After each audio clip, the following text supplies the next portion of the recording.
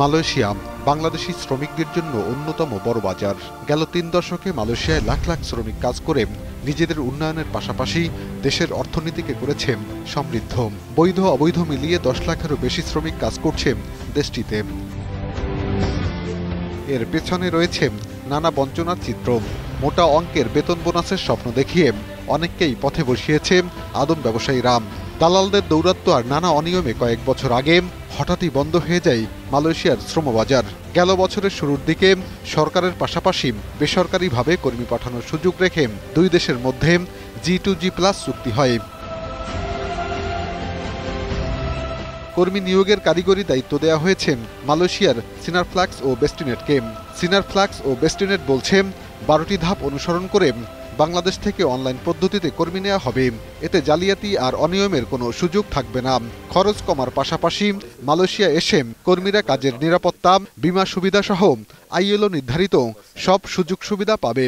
তাদের ৩ ধরনের ইন্স্যুরেন্স আছে। একটা হলো ওয়ার্কম্যান কম্পেনসেশন, যেটা নিয়ে আপনার অ্যাক্সিডেন্ট হলে তাদের কোনো বেনিফিট হতো অনেকে পাইতো না, এখন ওরা পাবে।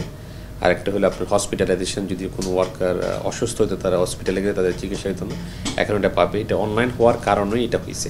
মালয়েশিয়ায় কর্মরত অনেকেরই অভিযোগ রয়েছে হাইকমিশন কর্মীদের বিরুদ্ধে। প্রবাসীরা বলছেন পাসপোর্ট নবায়ন সহ যে কোনো সমস্যায় হাইকমিশনের কর্মীদের কাছে গেলে তেমন কোনো সেবা পান না। সমস্যা এই যে পুলিশে ধরে, পুলিশে কাছে মানে পুলিশ প্রতিদিনই পুলিশে একজন লোক যদি ধরে তার কাছে টাকা নিব।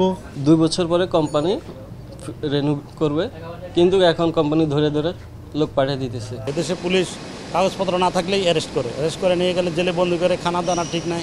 শ্রমিকদের অভিযোগ অস্বীকার করে হাইকমিশনের মুখপাত্র জানিয়েছেন সবকিছু নিয়ম মতোই চলছে। তাদেরকে সেবা প্রদান করার জন্য ছুটির দিনে আমরা টিম করে রেগুলারলি আমরা বিভিন্ন প্রত্যন্ত অঞ্চলে যাচ্ছি।